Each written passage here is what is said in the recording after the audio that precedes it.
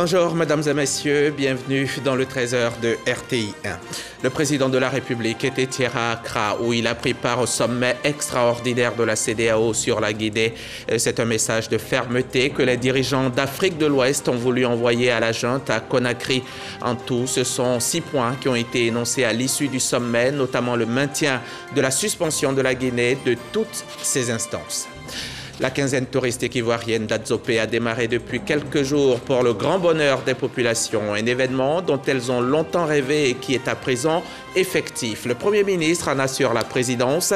Il a été représenté sur place par le ministre du Tourisme et des Loisirs, Siandou Fofana. Une délégation de l'Union africaine est en N'Djamena, au Tchad, pour donner un coup d'accélérateur au processus d'indemnisation des victimes d'Hissène-Habré. Elle a déjà rencontré le secrétaire d'État aux Affaires étrangères et à l'agenda.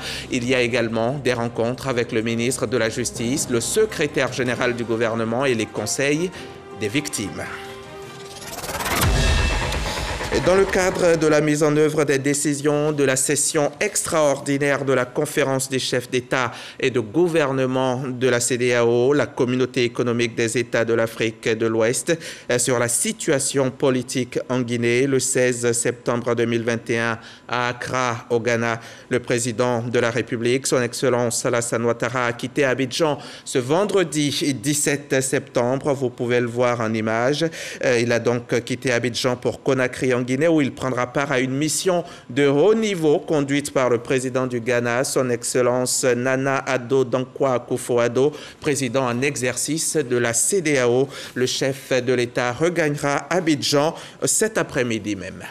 Le sommet extraordinaire de la CEDEAO a donc pris fin hier jeudi dans la soirée avec une série de mesures contre la Guinée. En tout, ce sont 6 points qui ont été énoncés à l'issue du sommet, notamment le maintien de la suspension de la Guinée de toutes les instances de l'organisation, une transition de 6 mois demandée, gel des avoirs et interdiction de voyager pour tous les membres du CNRD. Le président Alassane Ouattara a pris part à ce sommet à Accra. Viviane Haïm.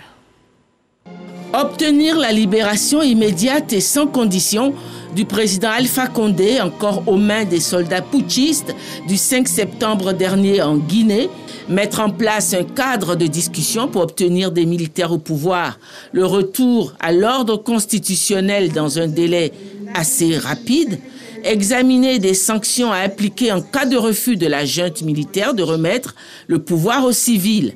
Le sommet extraordinaire de la CEDEAO, qui s'est tenu ce jeudi 16 septembre à Accra, au Ghana, s'est penché sur autant de points.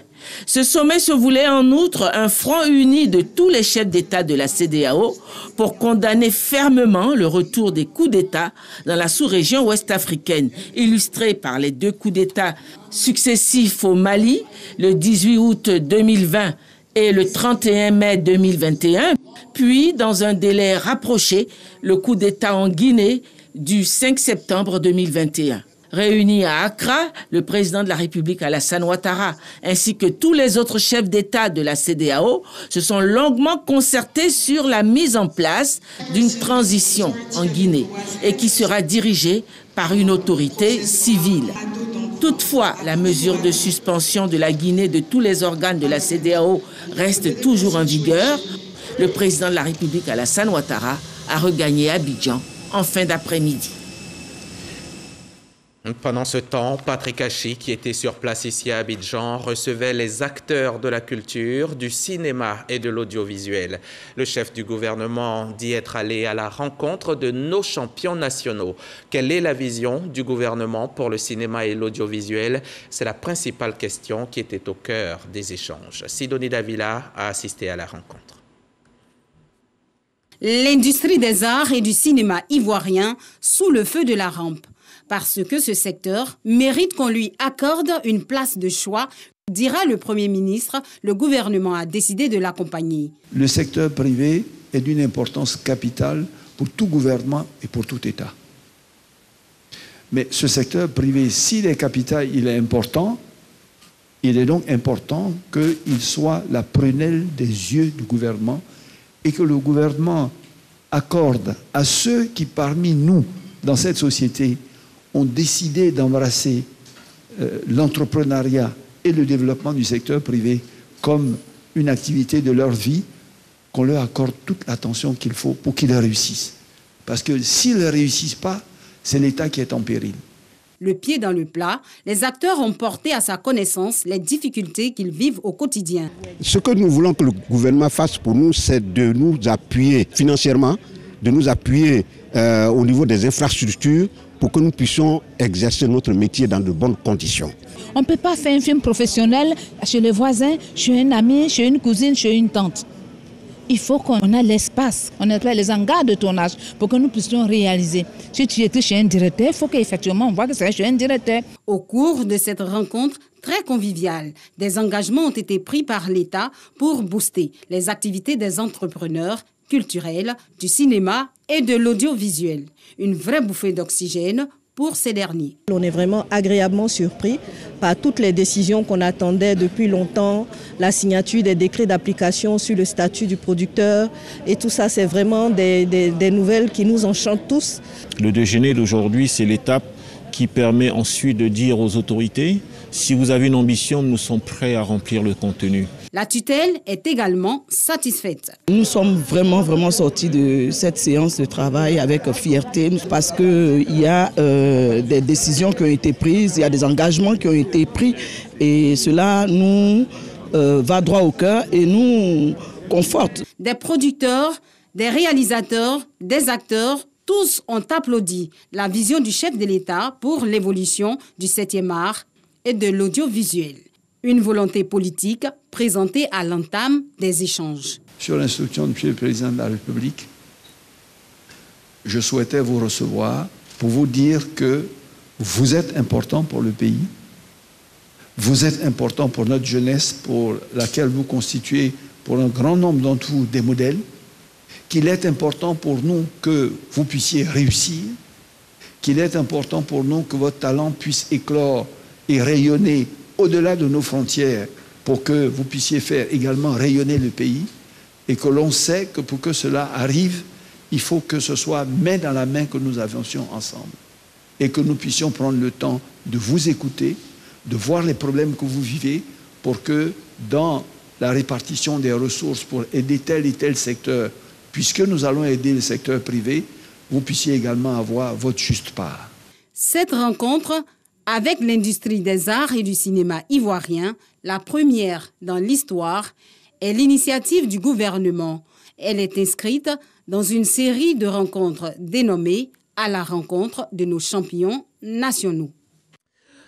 On en vient maintenant à cet atelier de formation organisé par Alliance Borderless, un atelier qui a porté sur la compétitivité des corridors de transit dans l'espace UEMOA. Une occasion de présenter également les résultats du rapport du premier trimestre 2021 de l'Observatoire des pratiques anormales. On voit cela avec Dangui Dangui. Malgré les efforts des organisations sous-régionales, notamment la CEDEAO et l'UEMOA, dans le cadre de la facilitation de la libre circulation des biens et des personnes, le développement des transports et du commerce entre les pays de l'Afrique de l'Ouest bute encore sur de nombreux défis, révèle une étude de l'Alliance Borderless présentée ce jeudi. Dans l'espace UEMOA, on va jusqu'à 40 000 francs de fois de perception sur un corridor routier, ce qui est extrêmement élevé. Nous avons aussi des temps de contrôle qui sont élevés sur un corridor allant de 2-3 minutes à jusqu'à 30 minutes.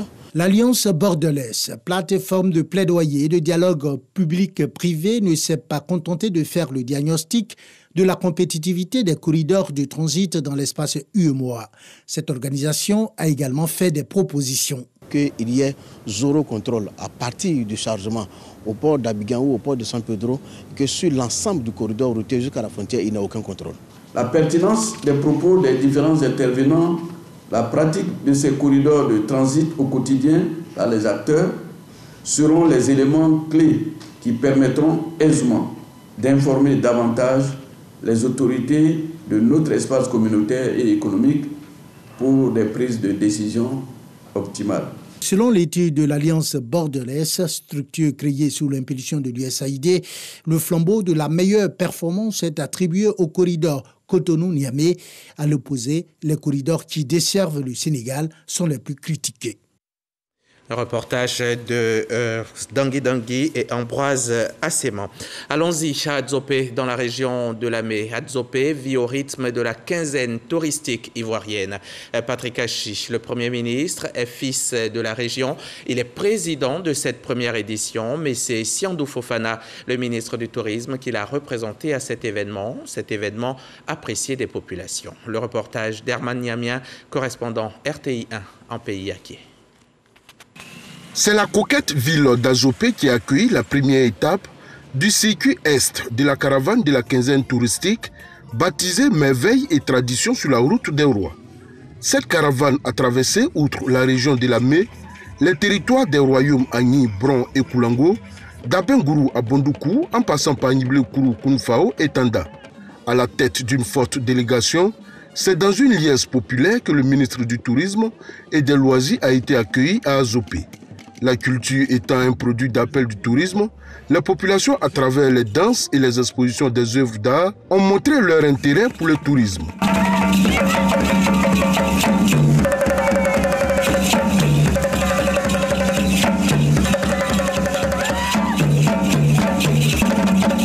La quinzaine touristique qui a lieu en prélude à la célébration de la Journée mondiale du tourisme le 27 septembre prochain en Côte d'Ivoire, le pays hôte, vise à montrer le potentiel touristique des différentes régions du pays afin d'attirer les touristes.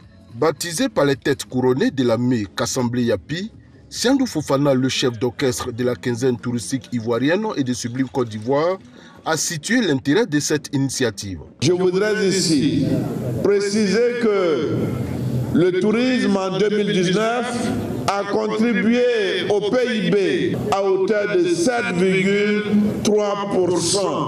représentant un peu plus de 1400 milliards. Cette route des rois doit permettre de vendre d'abord la culture, les traditions, mais aussi les arts culinaires. L'une des attractions de cette visite dans la région de Lamé a été l'ascension du mont Mafa-Mafou, l'étape de la localité de Bessedi-Brignan, un pur moment d'évasion entre pèlerinage et randonnée pédestre. Pour dire vrai, c'est impressionnant. Nous avons fait un bout de chemin qui n'a pas été vraiment facile, mais c'est très impressionnant, c'est très génial. C'est ma première visite. J'ai vu plusieurs monts à travers la Côte d'Ivoire, notamment à Brafoubi, à Sikensi, à Daloa et autres. Mais il faut dire que c'est la première fois que j'arrive ici sur les monts Mafa. Pour nous autres qui avons atteint la soixantaine, arriver ici, c'est que c'est quand même une prouesse. Mais en tout cas, c'est exaltant. La légende dit que les vœux émis au pied de cette montagne se réalisent.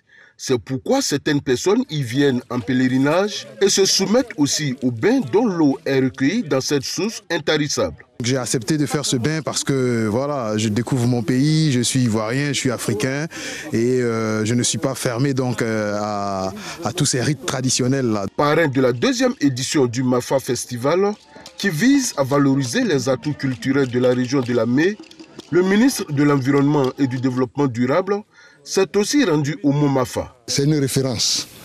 Et donc on ne peut pas venir à Bessedi-Brignan et puis repartir comme ça sans venir donc visiter le mont. En même temps qu'on visite, en même temps on se confie aussi au Marne. Pour la petite histoire, c'est sur cette colline que le célèbre artiste Frédéric Ewimewe a tourné le clip de sa chanson à succès « Les génies vous parlent ». Les génies vous parlent. Un reportage d'Herman Niamien. L'ambiance qu'a connue Didier Vie n'est pas très loin de celle d'Adzopé. La fête, l'effervescence, la joie, tout était au rendez-vous. Là-bas, c'est le concours vacances qui battait son plein. Concours vacances, c'est l'émission phare de Radio Boaké. Pour cette année 2021, le thème retenu était « Quel comportement faut-il adopter face à la chaîne de transmission du coronavirus dans nos régions ?» Soro Corona était présent à la grande finale qui a opposé 5 groupes. Suivons son reportage. La commune de Didier Vie abrite la finale de l'émission des vacances de Radio Boaké, concours vacances 2021. Sur ces groupes de Belleville-Boaké, Génération Positive de Didier Vie, Ensemble Artistique de Ferké, la compagnie Yekanjo de Kourougou, Acteur Silé Boaké City était en lice pour cette finale. Le poème, la culture générale et un morceau imposé de l'artiste Lato Crespino étaient soumis à compétition. Je sais ce que je fais, je suis pas un gamin, arrête de me surveiller et laisse-moi vivre ma vie. Le représentant du directeur général de la RTI a réaffirmé la volonté du groupe de promouvoir les émissions de jeunesse. Le directeur général de la RTI me charge de dire aux différents groupes qui vont compétir tout à l'heure qu'il est satisfait parce qu'il y a eu une participation active, massive à ce concours. Parce que dès qu'il a pris fonction à la tête de la RTI, il a inscrit au chapitre de ses priorités la production d'émissions de jeunes, pour que ces jeunes-là puissent passer des vacances saines, loin des fléaux qui minent notre société. Le maire de Didiévi, M. Brice Kwasi, qui nous a sollicité pour la finale de concours vacances, parce qu'ils entendent toujours parler dans la région. Mais cette année, ils ont voulu que la finale se déroule ici à Didiévi. Pour le parrain, Brice Kwasi, cette émission a permis à de nombreux jeunes de passer des vacances saines. Ce sont des activités ludiques, mais derrière ces activités, notons que c'est la créativité de ces enfants, de ces jeunes que nous mettons ici en œuvre. J'ai été impressionné aujourd'hui par la qualité de cette créativité. Le passage de chaque groupe ne laissait pas indifférent le public. C'est ma première fois de prendre part à cette émission et vraiment, j'ai vraiment adoré.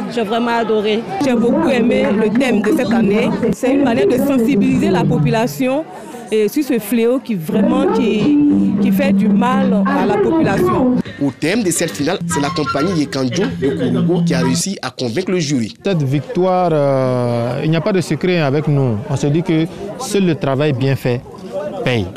Si tu travailles bien, tu auras forcément un résultat positif. Et je crois que c'est le travail qui a payé. C'est ce qu'on peut ajouter. En encourageant bien sûr les autres à bien travailler. La 7e édition du concours vacances avait pour thème « Quel comportement faut-il adopter face à la chaîne de transmission de la Covid dans nos régions ?» Une soixantaine de groupes ont pris part à cette émission des vacances de Radio Bouaki. Cela s'appelle joindre l'utile à l'agréable, s'amuser tout en prenant conscience du danger qui nous guette. Le coronavirus rôde toujours, restons sur nos gardes.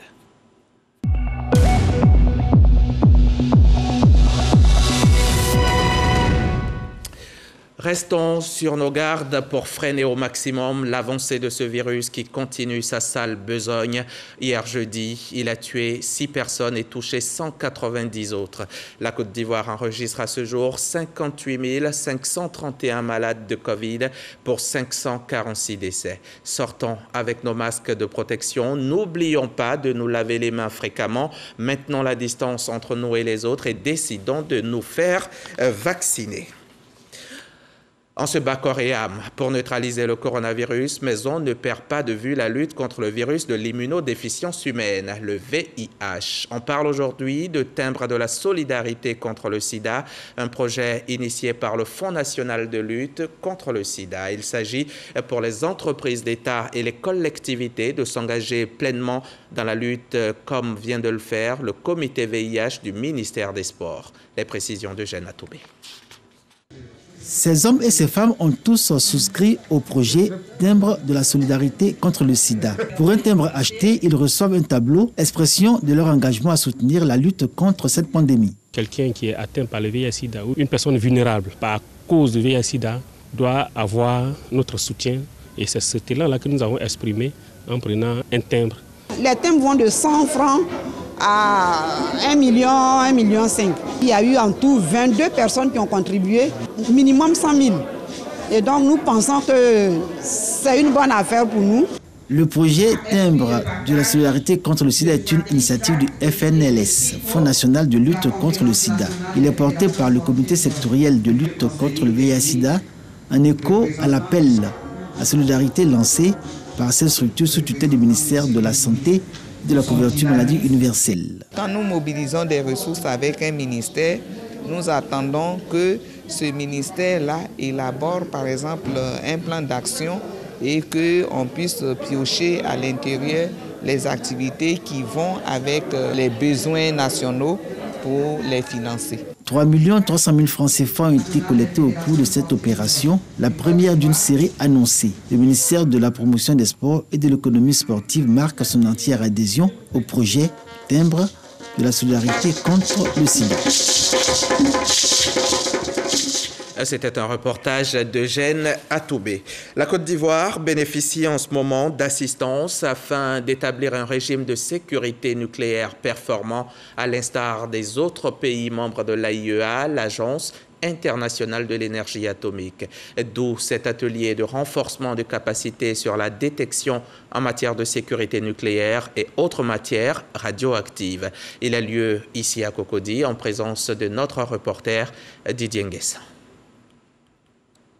L'usage des matières nucléaires et radioactives présente des enjeux importants en termes de protection, ce qui implique avant tout de détecter efficacement ces matières. L'autorité de radioprotection, de sûreté et de sécurité nucléaire, en collaboration avec l'Agence internationale de l'énergie atomique, forme sur la détection en matière de sécurité nucléaire. Tout l'enjeu de cette formation, c'est vraiment de doter nos équipes de compétences techniques, de compétences pédagogiques pour pouvoir apporter l'information auprès de nos parents pour assurer la protection de biens, des personnes et aussi de l'environnement. Plusieurs secteurs d'activité utilisent le nucléaire civil. Le ministère de la Santé veille à la conformité des protocoles en matière nucléaire avec la pratique sur le terrain. Formation durable à l'outil de radiodétection qui nous permet de nous doter de cet outil pour lutter contre tout ce qui est risque en matière de menaces nucléaires. Maxandre Poron, expert de l'Agence internationale de l'énergie atomique, est le principal formateur. Hier, c'était la journée mondiale de la protection de la couche d'ozone. C'était la 34e édition, mais la Côte d'Ivoire l'a célébrée quelques jours avant la date officielle du 16 septembre. Et bien sûr, c'est Akupé qui a été choisi pour abriter les festivités. Théodore Zouzou et Jean-Marc Djadji étaient à Akupé pour RTI 1, leur témoignage. Salle de conférence de la préfecture d'Akupé. Une projection de film montrant l'action destructive de l'homme sur la couche d'ozone et ses conséquences, les dangers auxquels le monde et les populations s'exposent. Les maladies telles que la cataracte, les cancers ont été révélés comme une des conséquences de la destruction de la couche d'ozone. Au nombre des causes, l'utilisation des frayons 22 et des réfrigérants 134A par les techniciens du froid. Un problème environnemental pour une plus grande prise de conscience des populations. Les gaz qui sont nocifs et qui sont actuellement éliminés ont été remplacés par d'autres gaz qui permettent de solutionner la couche d'ozone. Nous allons aller sur le terrain pour expliquer à nos enfants des villages pour qu'ils prennent conscience de ce nouvel outil. La couche d'ozone, selon les spécialistes, est l'espace atmosphérique de 40 km au-dessus de la Terre entre le 11e et le 50e kilomètre et qui, comme un bouclier, protège contre les rayons ultraviolets du soleil nocifs pour l'homme. Sa destruction est accélérée par la très forte proportion des gaz à effet de serre, avec pour conséquence le changement climatique. Des mesures sont prises par la Côte d'Ivoire pour y mettre un frein. Selon Jean-Luc Assis, un centre d'excellence en formation au métier du froid et de la climatisation a été créé à Abidjan. Et 2 autres pour le renforcement des capacités des professionnels du froid seront bientôt construits à Yamoussoukro et San Pedro. La couche d'ozone subit régulièrement de nombreuses agressions. Le ministre de l'Environnement et du Développement durable appelle la communauté à s'engager dans la lutte pour la préservation de ce bouclier bien précieux pour la Terre. Drame et désolation à Boyao-Krobi-Place, sous-préfecture de Konaïri. Une tornade vient de détruire entièrement plus de 30 maisons et une église. Le village compte donc aujourd'hui de nombreux sans-abri dans le désarroi. Le député de Konaïri, Kongasso Bambachek Lansina, n'est pas resté insensible face à la situation. Il s'est rendu sur place les bras chargés de vivres et de non-vivres. L'Agence de développement de l'Union africaine, ODA-DEPAD, organise depuis le 13 septembre dernier une formation de 50 formateurs dans le cadre de l'initiative 100 000 MPME. Cette formation vise à renforcer leurs capacités et celles des accompagnateurs d'entrepreneurs africains en général et ivoiriens en particulier. On en saura plus avec Cheikh Koné Aboubacar dans nos prochains journaux. Autre secteur d'activité, autre atelier. Les responsables des IFEF viennent de dresser le bilan de l'année académique 2020-2021. Par IFEF, entendez institutions de formation et d'éducation féminine. Au cours donc de cette rencontre qui s'est tenue dans la commune d'Adjamé, les perspectives ont été dégagées. Le compte-rendu d'Evelyne Yeboué et Patricia Omoitia. Bilan positif selon les institutions de formation et d'éducation féminine IFEF. Pour les responsables des différentes structures, l'année académique 2020-2021 a été satisfaisante. Au niveau d'Azopé, l'année dernière, nous avons eu que 47 inscrites. Les 47 inscrites, en tout cas, elles ont bien travaillé. À l'examen, nous avons présenté 8, mais il y a eu 7 qui se sont présentés et nous avons fait 100% avec les 7. Sur le plan pédagogique, c'était un succès parce que nous avons fait des examens. Nous avons eu un taux de 86,63% contre 81% l'année dernière. Donc ceci pour nous est un succès. Cette année, les inscriptions se font sur la plateforme de paiement en ligne. Elles ont débuté dès septembre et prennent fin le 10 octobre prochain.